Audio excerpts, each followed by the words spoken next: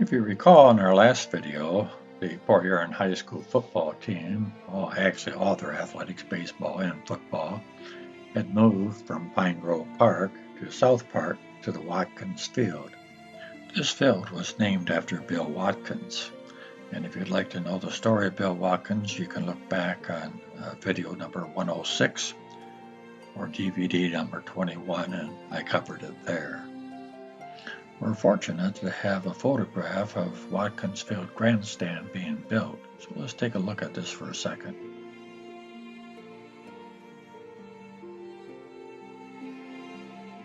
And here are the bleacher seats. And here you see the Port Huron High School football team of 1926 with the grandstand in the background. And here they are in action. I'd like to bring your attention to this photograph, not to the team, but to the football. The early footballs weren't at all like the footballs we have today. If you look at this one, it's almost round, and that's the way they were back then. You've heard of the football being referred to as a pigskin. Well, if you're like me, I always saw that pigskin that meant originally made out of pigskin, but that wasn't the case. It was made out of the pig's bladder, and not only the pig's bladder, but different animal bladders. The bladder could be inflated. It wasn't a very nice job to do that. It was pretty smelly, actually. The kids would do it just to have something to play with, as you can see in this picture here. Sometimes they filled it with straw, but you certainly couldn't kick it very far with straw. The ball worked better if it was inflated, but it took almost a half hour for the players to inflate it. Eventually, leather coverings were added to strengthen the balls and make them easier to handle. Here you can see the evolution of the football, and with the dawning of the forward pass, these footballs with the pointed ends worked much better, made a nice spiral. I thought you may be interested in seeing this next video clip I have. This clip shows the first step in making a primitive football, and that's inflating a bladder. Of course, this is using today's technology and not blowing up with your mouth. So can you really inflate an animal bladder? Is it tough enough to be able to play ball with? Well, the answer to both of those questions is in this video. Here you see the bladder being prepared to inflate. I can't imagine kids doing this just to play ball.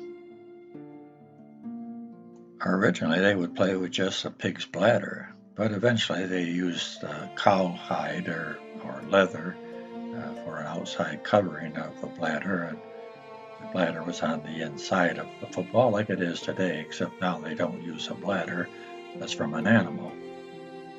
So when it was referred to as pigskin, it wasn't really the outside of the pigskin, it was the inside pigskin from the bladder. So that answers the question, yes, a bladder can be inflated. How about toughness? As far as durability is concerned, all we have to do is turn to the Mardi Gras. Back in the late 1800s, there was a group called the Knights of Revelry, and it was led by a fellow called Folly. And he used these bladders as a weapon to chase away the evil spirits. And he would pound the bladders against something, whip them around, whoop and holler. Hopefully those evil spirits would be gone. And I happen to have an old video that shows just this thing. You can see him whipping those bladders around in this film clip, and they still do it today using animal bladders. And that's what you saw being inflated there. All those ones hanging up, that was for the parade. And you can see they're taking quite a beating. One other thing I want to bring your attention to that isn't the same today as it was back then, and that's the scores. Look at these scores here. 15, 16, 5, 12, 23. Well, it's not common scores you see today, and that's because the scoring system was different back then. Let's take a look at it. You can see here how the scoring changed over the years. It started off with 2 for a touchdown, and today it's 6. 5 for a field goal, and today it's 3. Conversion, the kick was 4, and now it's 1. Safety was 1, now it's 2. So they came up with some different scores back then. All right, back to Watkins Field. Eventually, the baseball team and the football team separated ways. The football team went out to the Grand Trunk Park out there on Grizzle Street, around 28th Street between Grizzle and Oak. And the Port Huron baseball high school baseball team continued to play in South Park. I'm not sure why this was. I would have thought they would have moved out with the football team, but looking through the yearbooks, I see that they were still at Watkins Field. These pictures you're looking at right now were taken in the early 1940s. And those are the Grand Trunk car shops that you see in the background. In these photographs, it looks like a pretty muddy field, so there must have been some rain involved, I would assume. Don't think they had a pond in the middle of their field. And these other pictures you see are the enthusiastic crowd that was cheering their team on. It must have been a cold day, everybody's wearing their coats. And in this last picture, you see the Port Huron High School cheerleaders with their coats on. Here's another page from the student yearbook that shows the Grand Trunk Park and the players. You can see the players all huddled up, some with their hoods on. Another cold day, I assume. And in this last picture, you can see the Grand Trunk car shops there on the right. We'll get to some better pictures of the Grand Trunk Park when we get to the baseball section. But I like these pictures here because they tell you something about the park too. You can see that it had a boarded wooden fence on the perimeter. Here are 3 more pictures of the high school team playing at the Grand Trunk Park.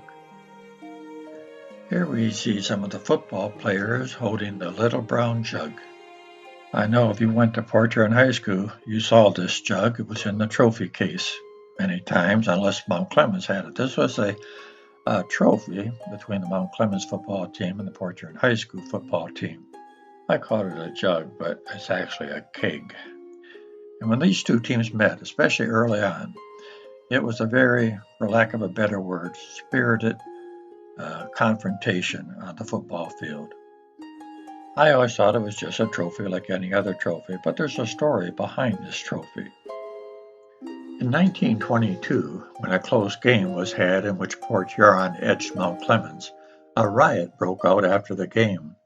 Fans, players, police, and innocent bystanders joined in a free-for-all. With the outbreak of antagonism, the two schools were on the verge of canceling future games when Merv Tomlin, a local druggist, stepped forth. He offered to donate a sportsmanship trophy, which the winner would carry home each time. The schools accepted, and the keg was born. And now you know, as Paul Harvey would say, the rest of the story. I found this article about this young player right here. His name was John Sawyer, and he played for the 1910 high school team. He was the first African-American athlete on any Port Huron high school team.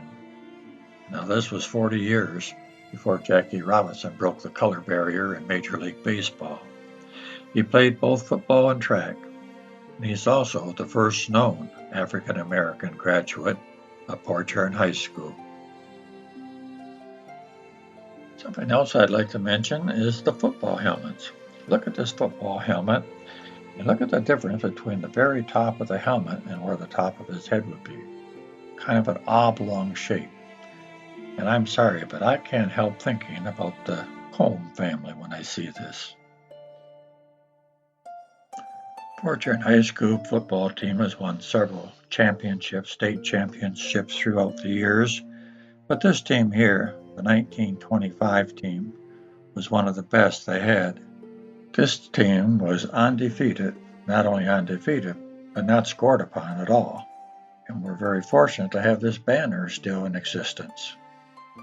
In 1945, there was a new place to play for the Port Huron High School football team and baseball team and many other types of teams as well. The first teams to run out of that clubhouse onto that field must have thought, wow, what a difference between playing at the Grand Trunk Park and here. Such a beautiful field. You didn't have to worry about tripping in a pothole, and no longer would you have to worry about playing in the mud. They must have thought they died and went to heaven. And today, even though this facility is almost 75 years old, it's one of the best still in the state. This is a playing field that this team couldn't even fathom of playing on. Something else they couldn't fathom is the protection the players have today. They have the wonderful helmet with a face mask.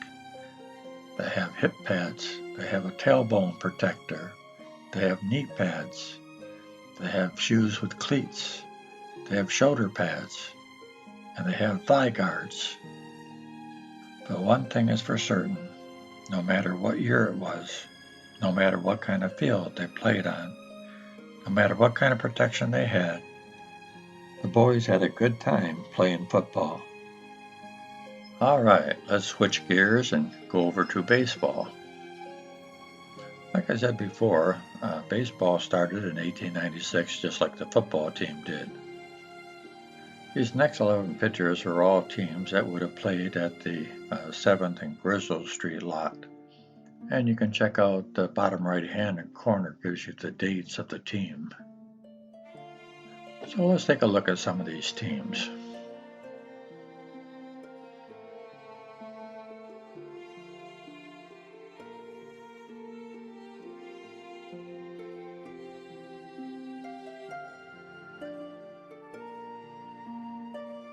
I especially like this photograph because it gives us another idea what that baseball field looked like on the 7th and Griswold.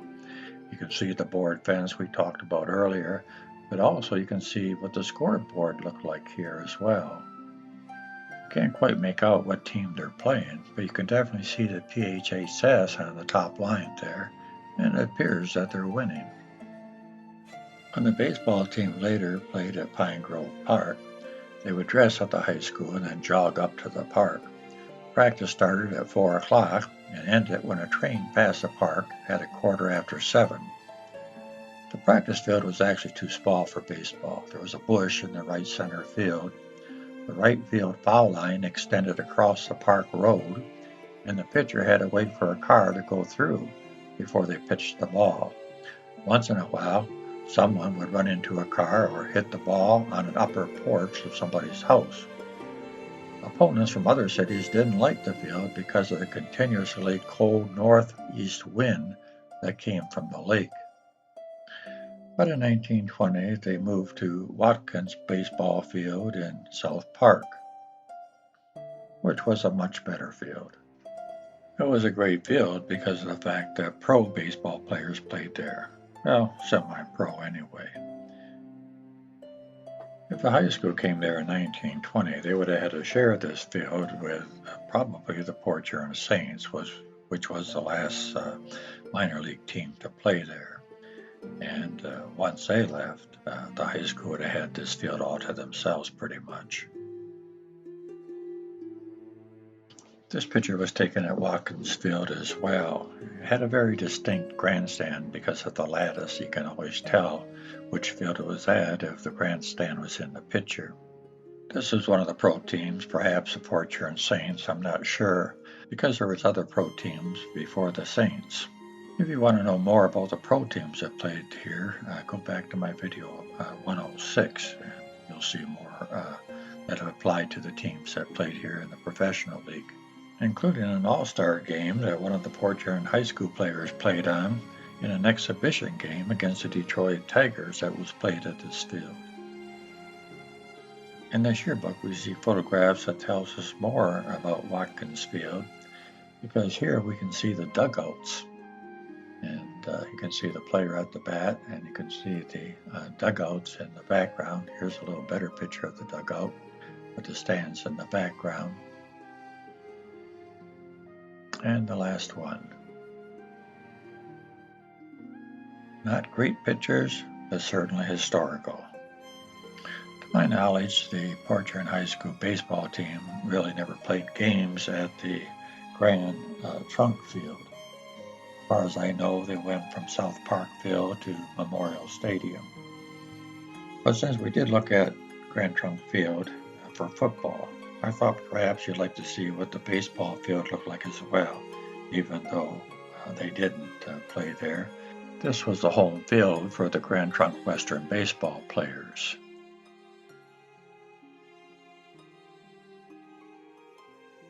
Well, that concludes our baseball portion of the Port Huron High School yearbooks. So join me in our next video and we'll see what there is to see.